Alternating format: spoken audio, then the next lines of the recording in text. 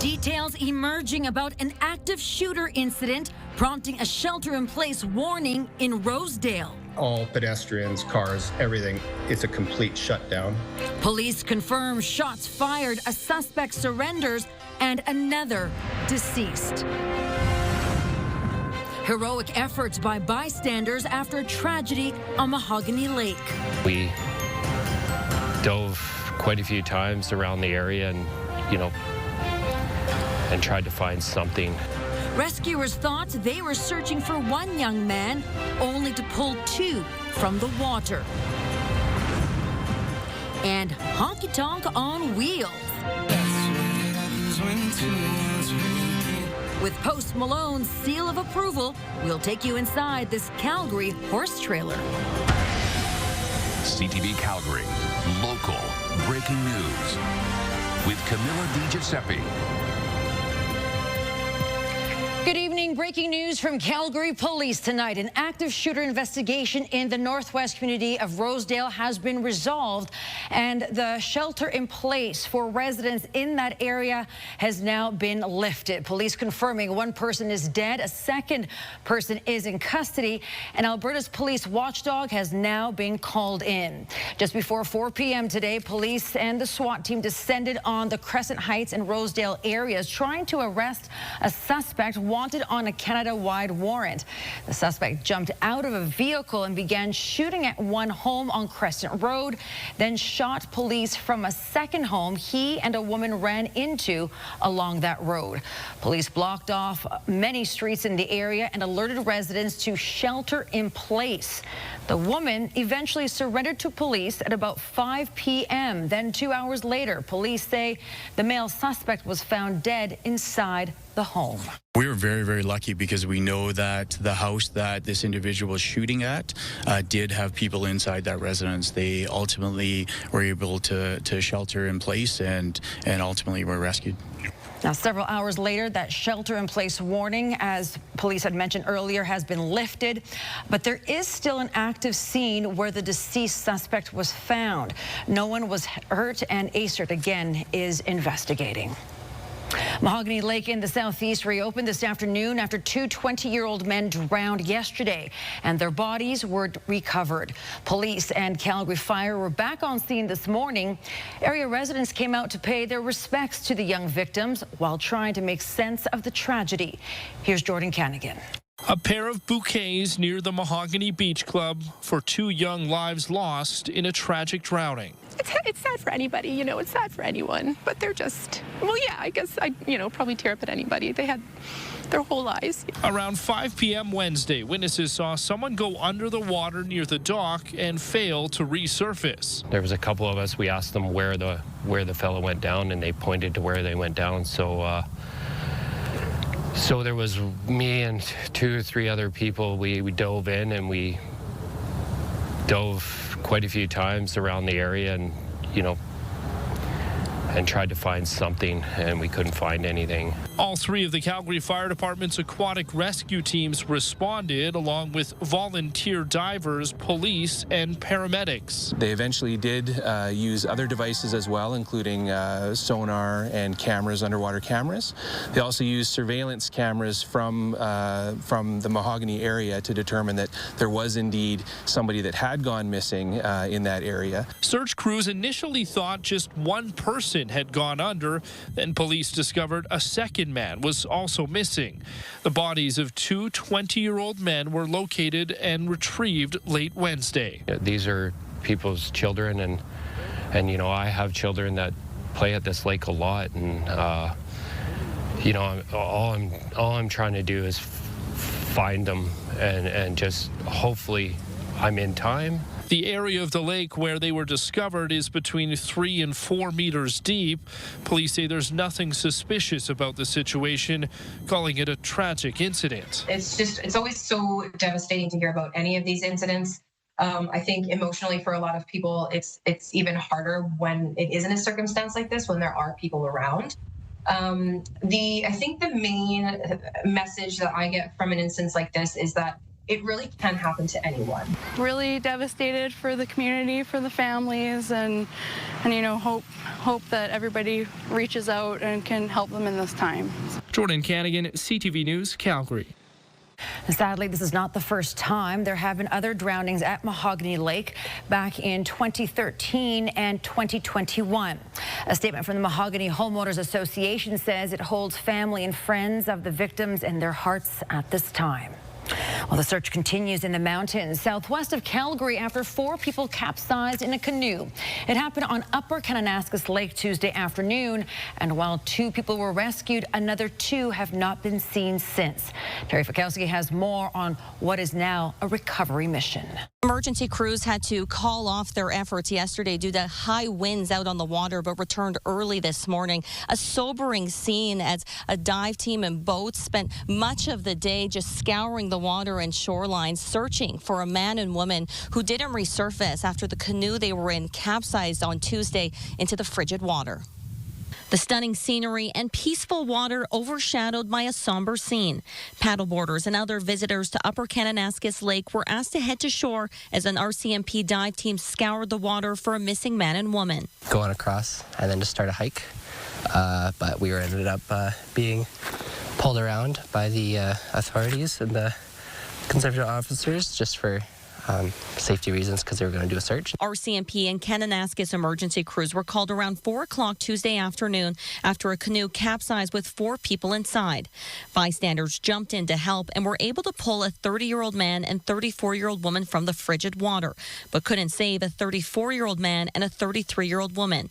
None of them were wearing life jackets. More than 2/3 of water-related deaths are related to capsizing or falling overboard from boats or canoes, and life jackets are like seatbelts. They only work if you're wearing them. Mounties say this incident is tragically similar to another in K Country after 2 people drowned after a canoe capsized in Barrier Lake just a week ago. In the Kananaskis area, those are all glacier-fed lakes. They're extremely cold. Even if you're a strong swimmer, you hit that water and that extreme cold, it's going to put everyone to their limits. So those are, we need to take those precautions. The 4 were part of a group of 7 international visitors camping nearby while on vacation. Frequent visitors to the area say it's not unusual to see tourists unaware of the safety precautions needed heading out on the water. Yeah, you see it sometimes where it's like, yeah, you really should have at least a life jacket. Water can be a lot colder than it feels when you're getting in. The dive team conducted a sonar search of the lake Thursday, focusing much of their efforts around an island. A reminder for those on shore that tragedy can strike at any moment on the water. That is awful. Keep prayers and stuff for the families and stuff like that, just for peace. Definitely hard. Terry Fikowski, CTV News in Kananaskis. RCMP say a significant amount of people are involved in these search efforts, including Kananaskis Emergency Services. Parks Canada used dogs to search the shoreline, and a helicopter could also be seen at times overhead. Well, traffic on the Trans-Canada west of Calgary was backed up because of a van catching fire. Just after 6 p.m. tonight, a van burst into flames on the eastbound lanes near Cochrane. RCMP tell us the driver managed to pull over onto the shoulder and everyone got out safely before it caught fire. The heavy smoke and flames forced drivers to slow down on the highway. The van is believed to have had mechanical issues. The Trans-Canada was fully reopened a couple hours later. Calgary police have completed the disposal of hazardous materials found 2 days ago in the Manchester industrial area. The package was found to contain substances like picric acid, which can be unstable and pose a public safety risk. Officers from the bomb squad began controlled detonations at the site. A plan was made to move the rest to a secure site to destroy. The municipal emergency plan was deactivated at 2 p.m. today, and police thanked the public for remaining calm. Police say charges could be laid in the case. I mean, there are potential certainly for criminal charges, but again, it would be speculative. It really depends on the circumstances. And I would also just point out, and thanks for that we also have Transport Canada that we're working with, and occupational health and safety, and so they also have their investigations ongoing at the same time. The deputy chief says the case is not terrorism related, but the investigation into who was behind it continues. Judith Umbach Library in Huntington Hills reopened today after a suspicious package scare there yesterday afternoon. Staff there found the item and the building was evacuated. Tactical officers checked it out and gave the all clear. And the investigation continues into the cause of last night's townhouse fire in New Brighton. The fast-moving fire broke out in one unit of an 8-home building and spread to the roof and attic. One person was treated at the scene for smoke inhalation, and firefighters rescued one dog. Alberta is falling deeper into the red, with the province projecting a $6.5 billion deficit in its first quarter economic update. That's up more than $1 billion from the spring budget, and it's renewing concerns about the province's reliance on resource revenue. Mark Villani has more. Alberta's government says it's steering through a storm of lower oil prices, weaker demand, and rising costs. Our first deficit in 5 years. The province projects a $6.5 billion deficit, up more than $1 billion from the projected hole in budget 2025. Operating expenses are also up by nearly $680 million.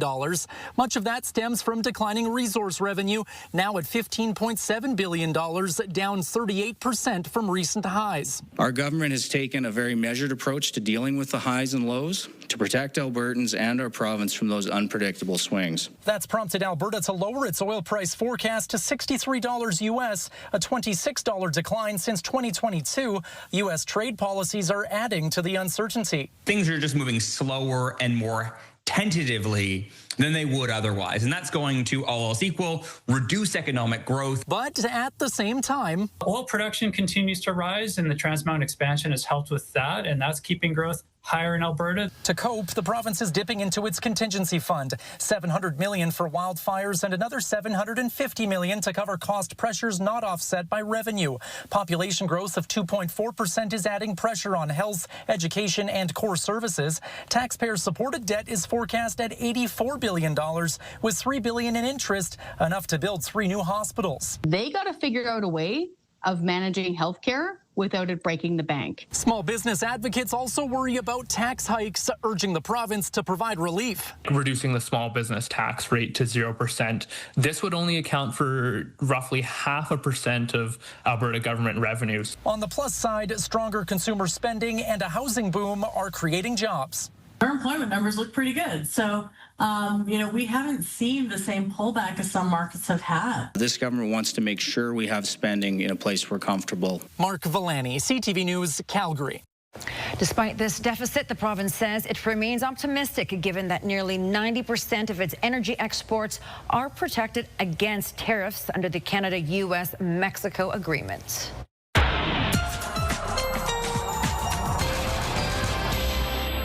Danielle is in with our first look at the weather. I've got an idea. What? Let's just hit the road. Let's start that long weekend now. I agree. Do it. Do it if you can. The last official long weekend of summer, and it will actually feel and look like summer. What? Okay, tomorrow 16 degrees at 8 a.m., 29 for our daytime high.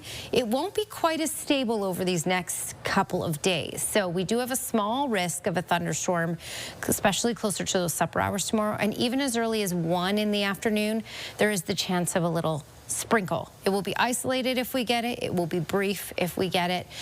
Okay, that long weekend forecast is coming up. All right, Danielle, thank you.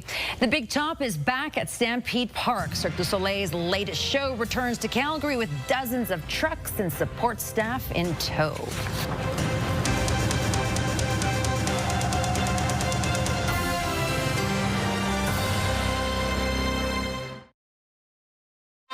You're watching CTV News, Calgary.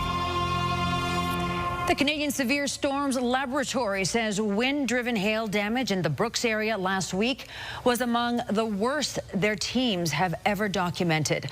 On August 20th, the researchers say a major storm affected a large swath 80 kilometers long and 11 kilometers wide between Brooks and areas to the north.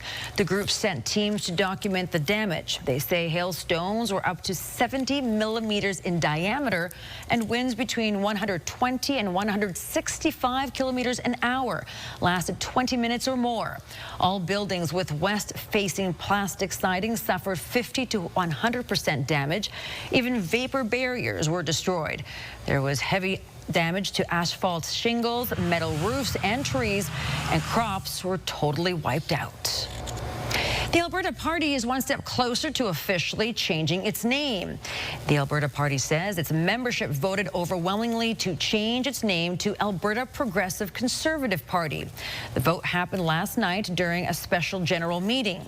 The new name still needs Elections Alberta consent. Among those who voted on the new party name were former UCP MLAs Peter Guthrie and Scott Sinclair. They bought memberships to be able to vote, but technically remain independent MLAs.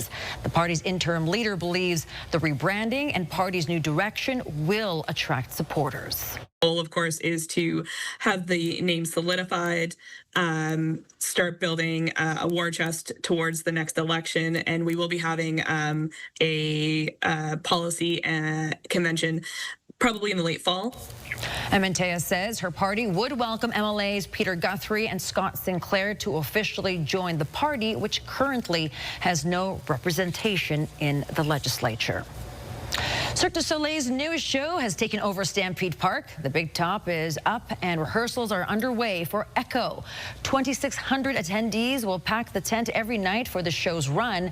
What they won't see is all the work that goes on behind the scenes to make sure a show like this goes off without a hitch. Here's Kevin Fleming. The performers are making the most of their rehearsal time before the premiere of Echo opens to Calgary audiences. Calgarian is among the cast, singing and playing the cello. Lizzie Munson joined Cirque du Soleil in 2016 at the Ka show in Las Vegas. Now she's getting to perform across the parking lot from where it all started for her, at the Stampede Grandstand show. I would say Young Canadians did everything for me, really. That was the pivotal thing in my career that made me who I am. That training was incredible, from singing, dancing, acting. Echo has a big footprint at Stampede Park, with the big top being the highlight for visitors. The logistics behind a show like this is very impressive. We're traveling here with 72 truckloads of equipment. It takes us about 7 days to set up and then about 4 days to tear down and go to the next city. Kevin Albert has been with Echo since its inception and says he's always impressed at how the team comes together for each and every show. We have 53 artists that you will see on stage at any point during the show, but we're 122 that are traveling with the show. So the rest of them are technical people, site people, maintaining this equipment here, the tents and all that stuff. 8 seamstresses are responsible for all the costumes and are able to make any alterations or fixes right on site. Lee McDermott is a former Olympic and Commonwealth Games gymnast and now the head coach for the performers, who never stop perfecting their routines. Our job is to make it look that easy, but there's a lot of stuff that goes on behind the scenes. Again, working with the physical therapy team, making sure that we're always connected. This is one of the most technically advanced shows for Cirque du Soleil, with its massive moving cube on stage. And Lizzie Munson will have a lot of family and friends in the audience coming to see her. Kevin Fleming, CTV News, Calgary. The show begins September 3rd and runs through to the middle of October. We have posted more information about Echo on our website, ctvnews.ca/Calgary. Danielle's up next with her Skywatch forecast, and if you're enjoying these warmer temperatures, they're sticking around for a few more days yet. Details next.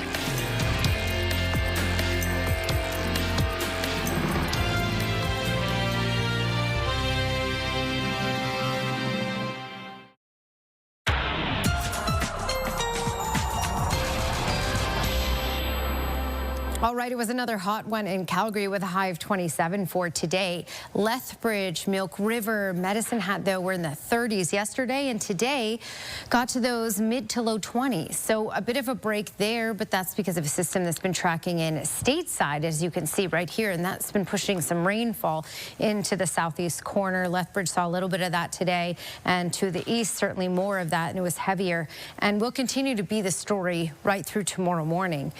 All right, we had that activity earlier today along the mountains, but it wasn't able to track to the east. It's too stable. Tomorrow, though, is a different story. Tomorrow, some of this activity will track potentially towards the QE2.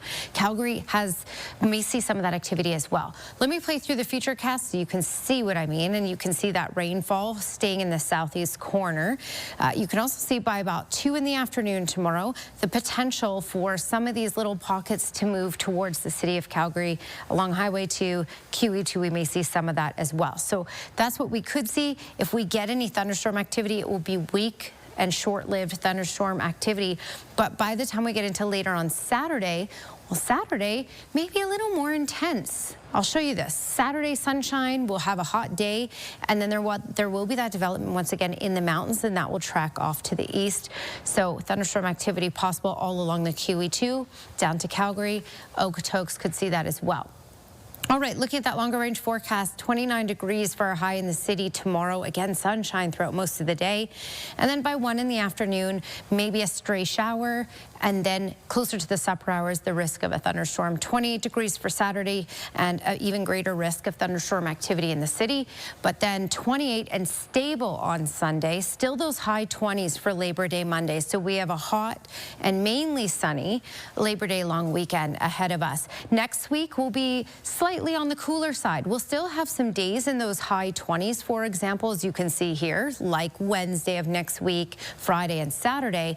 But there will also be days where we'll get into those mid to lower 20s as well. So it will still be a hot week next week. Indeed it will, Danielle. Indeed it will. Next, we take you inside the smallest honky tonk. But the country music dream behind this mobile stage has been big. In fact, it's attracting some great musicians, including a country and rap star.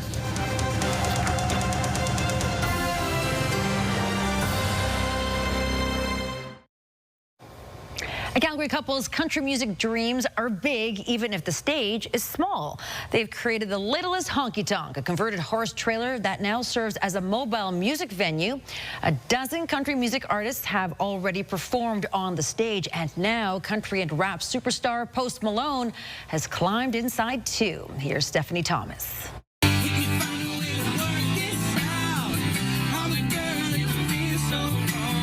Post Malone and his band crammed into the littlest honky tonk, a converted horse trailer towed from Calgary down to floor level at the Rice Eccles Stadium in Salt Lake City, Utah. Posty is on the road for his country album F1 Trillion Stadium Tour, but he wanted to strum on this little stage. His manager saw one of our videos organically, which is the best way that we could get out. Boots and Laura Graham recently started a video series recording local and international country musicians in the littlest honky tonk. In June, Post Malone recorded 2 videos celebrating country western lifestyle. He was dragging calves at a branding the day before, like working cowboy stuff. And he has platinum teeth and face tattoos and a rap career, so I was not expecting that. It was completely out of left field for me. The couple began refurbishing a horse trailer in 2021, over time adding more music memorabilia. Now, it's like a mini museum. It's like stuff we're interested in and have always been interested in, so it's like country music stuff. As people know what we're doing, they kind of want to be a little part of the project as well. The stories from this tiny set are almost as precious as the items on its walls. Post Malone stood between these horns, or Corb Lund was a little bit too tall, so he had to crouch down in here. And they hope to one day host other icons of country music and maybe take the trailer down to Nashville. Sky's the limit. Dolly Parton. Here we come. Stephanie Thomas, CTV News, Calgary. It's the coolest, littlest honky tonk. Well, it's going to be at Spruce Meadows for the Masters Show Jumping Tournament next week. If you want to go, check it out. Maybe strum a little too. All right, that's it for us here at CTV News at 11:30. Thank you so much for watching. We'll see you soon. Have a good night.